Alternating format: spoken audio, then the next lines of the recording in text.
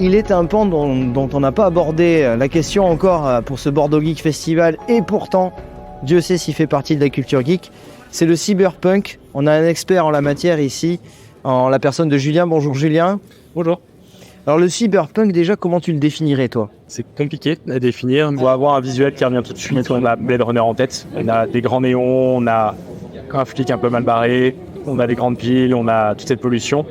On a la philosophie qui va derrière. Blade Runner, ce serait presque la bonne définition, mais c'est pas que ça.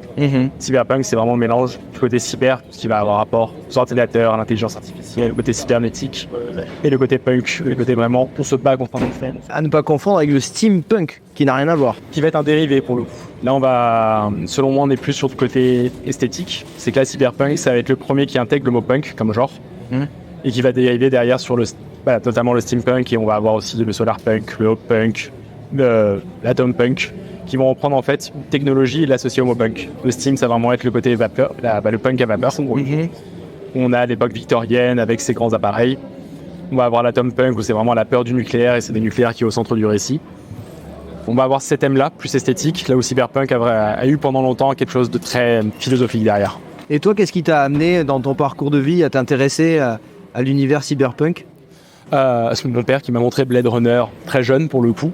Et ça a été le choc esthétique jusqu'à ce que j'ai la capacité de comprendre. Et c'est quelque chose que j'ai toujours eu. C'est pour ça, quand on m'a parlé du thème de cette année Utopie-Dystopie, la dystopie, pour moi, c'est le cyberpunk qui m'a venu tout de suite en tête. Et c'est quelque chose que j'ai pris avec Blade Runner, que j'ai eu avec Akira, plus jeune, que j'ai eu avec tout ça, du coup, que j'ai toujours et que je cultive toujours. Ouais. Et alors aujourd'hui, l'intitulé de ta conférence était un peu de parler de l'évolution du cyberpunk, qui est passé de quelque chose de très technologique à finalement une esthétique un peu low life, un peu plus peut-être moins énergétique. Il y a une quête de l'économie d'énergie, j'ai l'impression. Il y a un peu de ça, et c'était aussi de voir un petit peu comment cyberpunk c'était très propre aux années 80. C'était très pertinent à cette époque-là, avec les Akira, les Blade Runner, les Robocop, tous les films qu'on a eu au niveau des années 80-90, jusqu'à Matrix, qui a fait un petit peu la synthèse de tout ça, qui a marqué une rupture.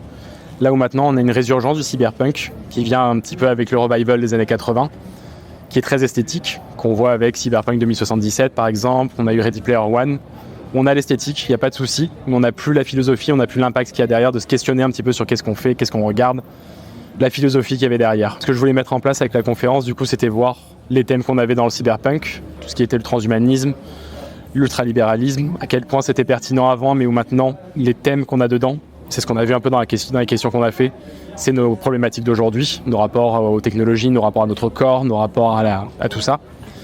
Et surtout de voir les enfants un petit peu du cyberpunk, comme on a le solarpunk ou le hop-punk, par exemple avec des œuvres françaises comme Les Furtifs, Damasio, ou on a Frontières, la BD de Guillaume Singelin, qui ressemblent à du cyberpunk mais qui veulent aller plus loin. Là où le cyberpunk il va être un petit peu cynique à la fin, ces œuvres-là veulent aller vers quelque chose de plus optimiste. C'est ça que je voulais montrer un petit peu du coup. Et au niveau politique aussi, il y a des enjeux qui évoluent aussi un petit peu. Vous avez parlé notamment de l'orientalisme, me semble-t-il, des dangers de l'orientalisme dans le cyber. De la représentation, c'est quelque chose ça a été une représentation esthétique, l'orientalisme dans le cyberpunk. Encore une fois, dans Blade Runner, on voit le personnage principal qui mange des ramen, il mange pas un sandwich, il mange pas un burger. On a quelque chose de très japonisant dans l'esthétique, mais en même temps, on a toujours aussi ce côté oriental, les Japonais qui sont les méchants dans ces œuvres-là. Même récemment, encore une fois, en Cyberpunk 2077, l'entreprise, la méga corporation s'appelle Arasaka et est dirigée par un groupe japonais. Donc c'est cette ambivalence de dire, on prend l'esthétique, on avait peur, mais ça vient aussi des années 80, du contexte de guerre froide, où l'esprit américain avait peur d'un orientalisme qui prendrait la place culturellement. Là où maintenant, en 2023, c'est plus nécessaire, cette peur-là est passée, on est passé à autre chose. Il faut arrêter, le point c'était un petit peu de dire, c'est bien esthétiquement, il faut arrêter de les faire passer pour des méchants à chaque fois facilement. C'était d'aller un peu plus loin que ça, c'était d'aller un petit peu plus loin. Même au niveau politique, c'est aussi le côté écologique, l'urgence qu'on a maintenant. Ça c'est vraiment amené par le solarpunk. Le solar, là ça vient vraiment du côté énergie solaire, les éoliennes, où c'est prendre un petit peu ces récits-là qui sont dans un futur plus ou moins proche. On n'est pas dans du space opéra non plus, c'est quelque chose qui peut se passer demain. Mais on met les énergies renouvelables au cœur du débat et on met vraiment cette notion d'espoir qui revient un petit peu dedans. On arrête de voir des récits cyniques, encore une fois, où tout va mal, on est sur de la dystopie. Le solarpunk, on vise pas une utopie, on est face à des gens qui galèrent profondément, mais qui galèrent pour un but avec un espoir au bout. Ça, je pense que c'est l'enfant du cyberpunk vraiment maintenant, avec nos problématiques. Et du coup, ça se ressent esthétiquement aussi, avec des photos, dans la direction de la photo un peu moins sombre, un peu peut-être plus nuancée, un peu plus contrastée peut-être. Complètement, on n'en trouve pas trop visuellement. Je crois qu'il y a un bon exemple dans un des derniers Rainbow Six où on a vraiment une des villes du jeu, qui est vraiment ce côté-là, c'est l'utopie. On a des arbres partout, des palmiers géants, on a des éoliennes, de l'énergie solaire. Tout va bien et c'est un côté très brillant. Rien ne se passe de nuit, par exemple. Pour l'instant, Solarpunk, c'est surtout écrit. L'écrivaine principale, ça va rester Becky Chambers, une écrivaine américaine qui va parler de ça. On le trouve de plus en plus. En France, on pourrait avoir Les Furtifs d'Alain Damasio. Pareil, un roman, mais qui va mettre en place ça, un petit peu ce côté espoir, ce côté recentrer le débat sur des petites communautés.